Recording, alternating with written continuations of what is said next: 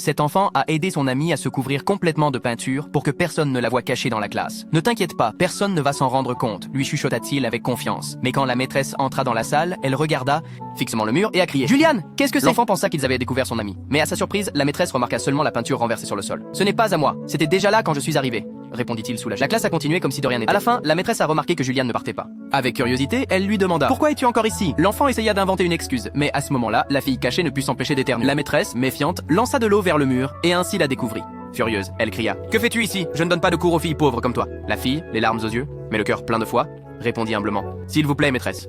Laissez-moi suivre les cours. Je veux devenir docteur pour pouvoir sauver mon grand-père qui est malade. J'ai demandé à Dieu tous les jours pour cette opportunité. » Mais la maîtresse, sans compassion, l'a chassée de la salle. C'est une école prestigieuse. Pas pour des personnes comme toi. La fillette, humiliée et en pleurs, ne put que s'agenouiller et prier une fois de plus. Mon Dieu, ne m'abandonne pas. Je sais que tu as un plan pour moi. Je te demande juste une chance. Mais en arrivant à la maison, elle trouva son grand-père très mal en point. Avec son dernier souffle, il lui dit « Je serai ton petit ange, et depuis là-haut, je veillerai toujours sur toi. Aie confiance en Dieu, il ne te lâchera jamais. » Les jours tandis qu'elle pleurait sur la tombe de son petit grand-père, une femme s'approcha avec une ordonnance de dénonciation. Elle devait aller dans un orphelinat. La fille ne comprenait pas qui avait fait ça. Julian continua à l'école, mais il ne pouvait pas supporter voir comment la maîtresse se moquait du destin de son ami. Lui, en silence, priait aussi pour elle, en croyant que Dieu ne la laisserait pas tomber. Les années passèrent. Un jour, une autre nouvelle fille est arrivée en classe, et la maîtresse a répété les mêmes mots de mépris. « Tu ne vaux rien, ici tu n'as pas ta place. » Mais la colère fut telle que son propre cœur ne put supporter et s'évanouit devant tous les élèves. À l'hôpital, en ouvrant les yeux, elle vit le docteur qui l'a soigné. C'était Julian, cet enfant qui, des années auparavant, avait été son élève. Merci de m'avoir sauvé, murmura la maîtresse. Mais Julian répondit « Ce n'est pas moi qui vous ai sauvé. » Alors, une docteure entra dans la salle. En la voyant, l'enseignante resta paralysée. C'était la même fille qu'elle avait méprisée des années auparavant. Dieu ne m'a jamais abandonné. Et grâce à la famille de Julian qui m'a adopté et a cru en moi, j'ai pu réaliser mon rêve d'être docteur. Aujourd'hui, je suis ici pour vous aider à vivre, car Dieu ne regarde pas les apparences. Il regarde le cœur et parfois, il suffit que quelqu'un croie en nous pour que tout puisse changer.